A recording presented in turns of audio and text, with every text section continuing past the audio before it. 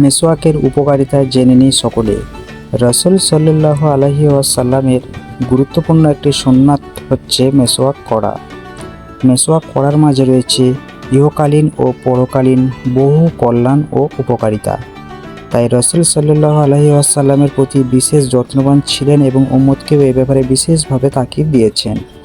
হযরত আবু উমামা রাদিয়াল্লাহু তাআলা আনহু থেকে বর্ণিত, রাসূলুল্লাহ সাল্লাল্লাহু আলাইহি ওয়াসাল্লাম ইরশাদ করেন, এমনটি কখনো হয়নি যে জিবরাইল আলাইহিস সালাম আমার নিকট এসেছেন আর আমাকে মিসওয়াকের আদেশ দেননি।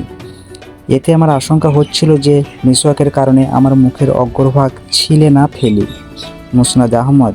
অন্য হাদিসে রাসূলুল্লাহ সাল্লাল্লাহু আলাইহি ওয়াসাল্লাম ইরশাদ করেন, আমি যদি উম্মতের উপর কষ্ট হবার আশঙ্কা না করতাম তাহলে প্রত্যেক নামাজেই মিসওয়াক করার আদেশ দিতাম।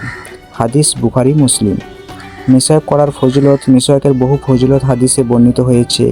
এ ব্যাপারে রাসূলুল্লাহ সাল্লাল্লাহু আলাইহি ওয়াসাল্লাম ইরশাদ করেন, মিসওয়াক মুখের পরিষ্কার পরিচ্ছন্নতার মাধ্যম ও আল্লাহর সন্তুষ্টির উপায়। নাসাই। অন্য এক হাদিসে এসেছে, রাসূলুল্লাহ সাল্লাল্লাহু আলাইহি ওয়াসাল্লাম বলেন, মিসওয়াক করে যে নামাজে আদায় করা হয় সে নামাজে মিসওয়াকবিহীন নামাজের তুলনায় 70 গুণ বেশি ফজিলত রয়েছে। সুবহানাল্লাহ। মিসওয়াকের কয়েকটি ইহকালীন ফায়দা। 1 নম্বর, দরিদ্রতা দূর হয়ে সচ্ছলতা আসে এবং উপার্জন বাড়ে। 2 নম্বর, পাকস্থলী ঠিক থাকে। 3 নম্বর, স্মরণশক্তি ও জ্ঞান বাড়ে। 4 নম্বর, অন্তর পবিত্র থাকে। 5 নম্বর, সৌন্দর্য বাড়ে। 6 নম্বর, দাঁতের মাড়ি শক্ত হয়। 7 নম্বর, মুখের দুর্গন্ধ দূর হয়। ভিডিওটি ভালো লাগলে অবশ্যই লাইক, কমেন্ট, শেয়ার করবেন আর দিনের কাজের জন্য অবশ্যই ভিডিওটি বেশি বেশি শেয়ার করবেন।